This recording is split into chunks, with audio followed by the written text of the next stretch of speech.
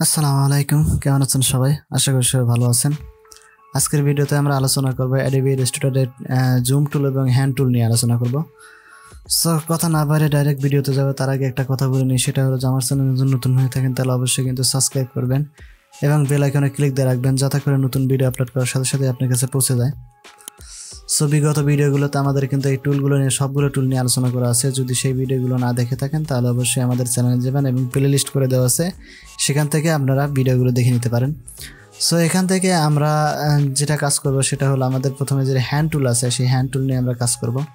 So hand টুল হচ্ছে এমন একটা টুল যেটা দিয়ে আমরা এইখান থেকে আমাদের যে ইয়েটা আছে, আমাদের যে আর্টবোর্ড আছে সেই আর্টবোর্ডটা কিন্তু আমরা আর্টবোর্ড টুল দিয়ে সরাতে পারি, আবার হ্যান্ড টুল যেটা আছে সেটা দিয়েও কিন্তু আমরা সরাতে পারি। যদি আমরা এখান থেকে হ্যান্ড টুলে ক্লিক করি, ক্লিক করার পর আমাদের এখানে কিন্তু হাতের মতো চলে আসছে, এইটা ধরে আমরা এভাবে কিন্তু আমাদের আর্টবোর্ডটা সরাতে পারি এবং যে কোনো ইসের মধ্যেই আমরা কিন্তু এই আর্টবোর্ডের সহ কিন্তু সরাতে পারি। যদি আমরা এখান থেকে দেখি, আমরা একটা এখান থেকে রেক্ট্যাঙ্গেল শেপ নিই, নেওয়ার পরে এখান থেকে আমরা একটা কালার চেঞ্জ করে দিলাম। তো এরকম করে দিলাম, দেওয়ার পরে আমরা কি করতেছি, আমরা আগে দেখছি কি আমাদের যে আর্টবোর্ড টুল আছে সেই আর্টবোর্ড টুলে আমাদের একটা সিলেকশন করলে কিন্তু পুরোটা যায় না, যেহেতু আর্টবোর্ড গেছে এবং শেপ সহকারে যদি নিতে চাই তাহলে আমাদের উপরে সিলেক্ট করা লাগছে। কিন্তু এখান থেকে আমরা হ্যান্ড টুল সিলেক্ট করার পরে আমার আর্টবোর্ড সহ সবগুলো কিন্তু এখান থেকে নাড়াচাড়া করতে পারবো। ঠিক আছে, আমাদের শেপ যেখানে থাকুক আমার শেপের ইয়াতে যে পজিশনে থাকবে সেই পজিশনে থাকবে, শুধু আমার আর্টবোর্ডটা এখান থেকে আমরা নাড়াচাড়া করতে পারবো। ঠিক আছে, এখানে আর্টবোর্ডের আমরা যে পজিশনে নিয়ে অন্য পজিশনে নিয়ে আমরা কিন্তু এটা কাজ করতে পারবো। সো এই হ্যান্ড টুলের এখানে উপরে আমরা যদি খেয়াল করি, এখান থেকে আমাদের কিন্তু হ্যান্ড টুল সিলেক্ট নাই, আমাদের সিলেকশন টুলের আমাদের শেপ সিলেক্ট আছে, এই জন্য কিন্তু উপরে এইগুলা চলে আসছে। ঠিক আছে, সো এখান থেকে এই হ্যান্ড টুলের মধ্যে আরেকটা টুল আছে হলো রোটেশন ভিউ টুল। ঠিক আছে, মানে রোটেট ভিউ টুল যেটা আছে, এইখান থেকে যদি আমরা ক্লিক করি, ক্লিক করার পর আমাদের আর্টবোর্ড কিন্তু ঘুরাইতে ফিরাইতে পারবো। যে আমাদের এখানে যদি আমরা দেখি আমাদের মাউস পয়েন্টারটা কি মানে একটু হয়ে গেছে, হ্যান্ড টুলের সাথে আমাদের রোটেশন যে টুল আছে সেটা কিন্তু অ্যাড হয়ে গেছে।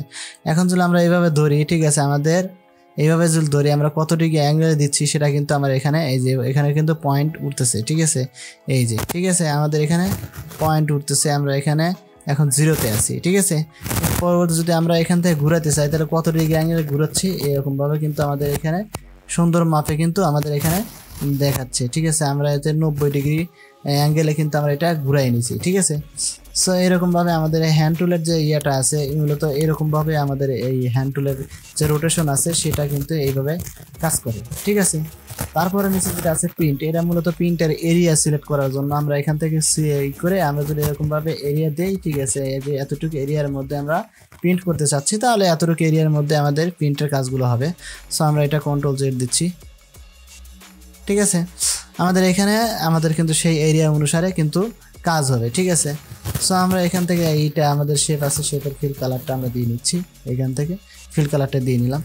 নেওয়ার পরে আমাদের এই যে 3টা টুল আছে এই 3টা টুল কিন্তু আমাদের খুব একটা প্রয়োজন হয় না, যদি প্রয়োজন হয় তাহলে কিন্তু আমরা এখান থেকে রোটেট করে আমরা যে অনেক সময় আমাদের আর্টবোর্ড কস করে নিতে হয়, তখন আমরা যখন কস করে নিব তখন আমরা এখান থেকে রোটেট যে ভিউ টুল আছে সেটাতে আমরা ক্লিক করব, ক্লিক করলে আমাদের এখানে সেটা করতে।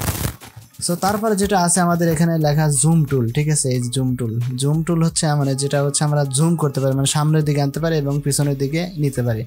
আমরা কিন্তু দেখছিলাম হচ্ছে জুম টুলের কাজ কিন্তু আমরা ইয়াতে দেখছিলাম স্কেল যেভাবে কাজ করে আমাদের অ্যাডোবি প্রিমিয়ার প্রোতে এবং অ্যাডোবি আফটার এফেক্টসে দেখছিলাম আমরা যে আমরা স্কেলে কাজ করে। সো এই স্কেলের কাজটাই মূলত আমাদের এই জুম টুলটা করবে। যদি আমরা এখানে ক্লিক করি, ক্লিক করে এখান থেকে যদি এরকমভাবে করি তাহলে কিন্তু আমাদের এটা জুম হলো, আবার এখান থেকে এরকম করলে আমাদের কিন্তু জুম আউট হয়ে গেল। ঠিক আছে, সো এইটা যদি আমরা দেখি, ঠিক আছে, যে কীভাবে এটা কাজ করলো, এইটা হচ্ছে আমাদের এই জুম টুল হচ্ছে আমাদের যদি আমরা এখান থেকে এই যেভাবে নেওয়ার পরে আমরা তো কিবোর্ড থেকে ওয়াল্ট ধরে আমাদের যে মাউসের যে চাকাটা আছে সেটা যদি আমরা সামনের দিকে ঘুরাই তাও কিন্তু আমাদের জুম হবে এবং সামনের দিকে এবং পিছনের দিকে ঝুলে জুম ইন জুম আউট কিন্তু হয়ে যাবে। ঠিক আছে, আবার আমরা নির্দিষ্ট পরিমাণ যদি কোনো কিছু আমরা জুম করতে চাই, যেমন আমি এটা ডিলিট করে দিচ্ছি, ডিলিট করে দিয়ে আমরা এখান থেকে একটা পিকচার নিয়ে আসতেছি, এখান থেকে আমরা এইখান থেকে এই পিকচারটাই নিলাম।